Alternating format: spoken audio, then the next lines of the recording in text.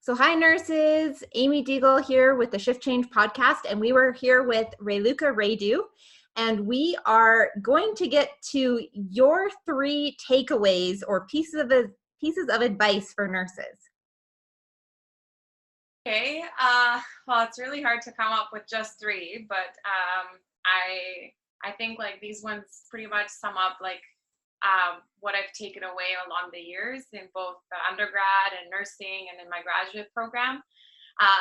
So the first one is actually to not be afraid to stand up for yourself and for your colleagues, just the same way that you would stand up for your patients. And I think that, self-advocacy is something that I feel like we're still learning how to do, or we're kind of breaking out of our shells, especially because like we're always like afraid of the consequences that could follow. So in a way, it kind of ties into whistleblowing, but I do think it's distinctive in what you can do for yourself in moments where you feel like, no, I was disrespected in this moment, or no, I deserve to know more about such and such. So I think that for me personally has been a self-discovery of learning how to kind of push the boundaries when I need to like put my foot down and say, no, this is not okay. So that's definitely my number one takeaway.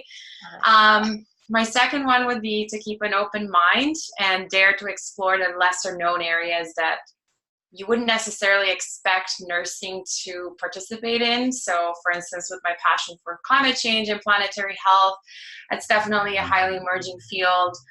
But there's just so many other areas where nurses can work. And so I think it really entails one to be open-minded and not afraid to kind of explore. And that also means kind of expanding your horizons. I like to think of it like that. And it also means putting yourself out there if you're at networking events that maybe are nursing related, maybe they're just interprofessional, to not be afraid to step forward and say, hey, I'm a nurse, proudly, but to also go in with that openness that you're willing to learn something new from somebody else.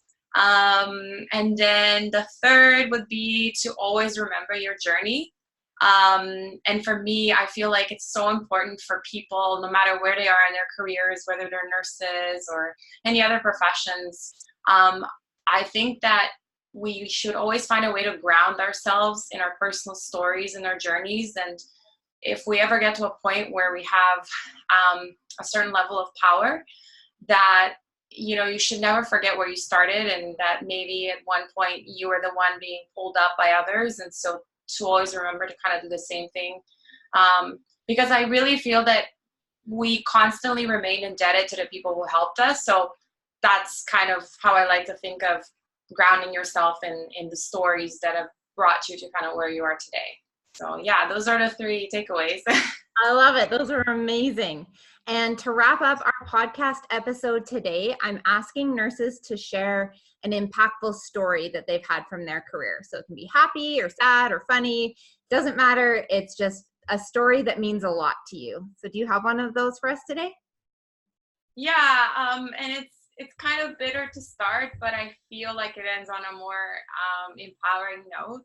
And it actually happened while I was still a nursing student in my BSN program. I was well into my second year of 4 years, and I was placed with about 7 more colleagues on a very, very acute medical ward here in the Lower Mainland. And it was like a really tough experience because the unit itself it had complex patients that we felt like we were definitely, this is like 4th year level, we shouldn't be here, but you kind of go with it and, hope for the best. And yeah, unfortunately myself and 4 other students were in the group that were more kind of marginalized by our instructor, who wasn't necessarily the best educator. And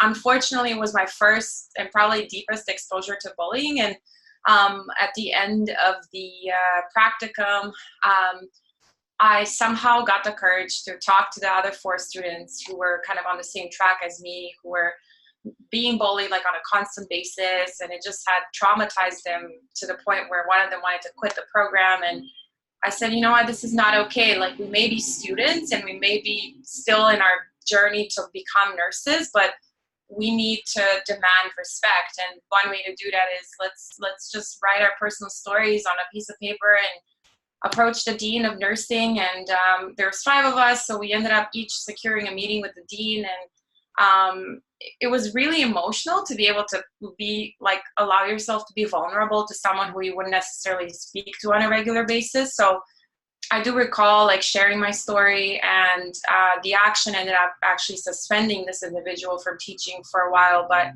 it led in some sort of closure for all 5 of us. And that entire experience, as much as it hindered my learning and it traumatized me, like it took me a while until I regained trust in my next clinical educators. I felt like it empowered me to, you know what, who I do not want to be or represent when I'm a nurse. And it really set the tone for the remainder of my career. And it translated over into even when I was a new grad and I was orientating other people on our ward, or there were other BSN students who were coming in. And after I had freshly graduated, like I always brought myself back to how I would never want to make someone feel.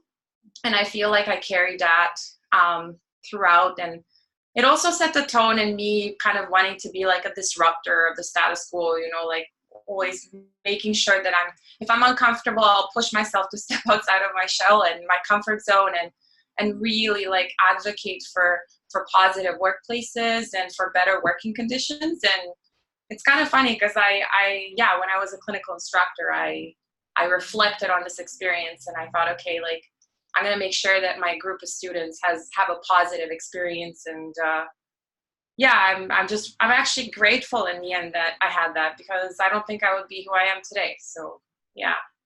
I love that story. And it's so true. You know, we're not all blessed to have great leaders or managers or clinical instructors, but we can learn from the poor ones as well as to what we don't want to be like. So I love that. So thank you for sharing that story. And thank you for being here on the podcast, the Shift Change podcast with me. I so appreciate you taking the time. And we will see you guys all next episode.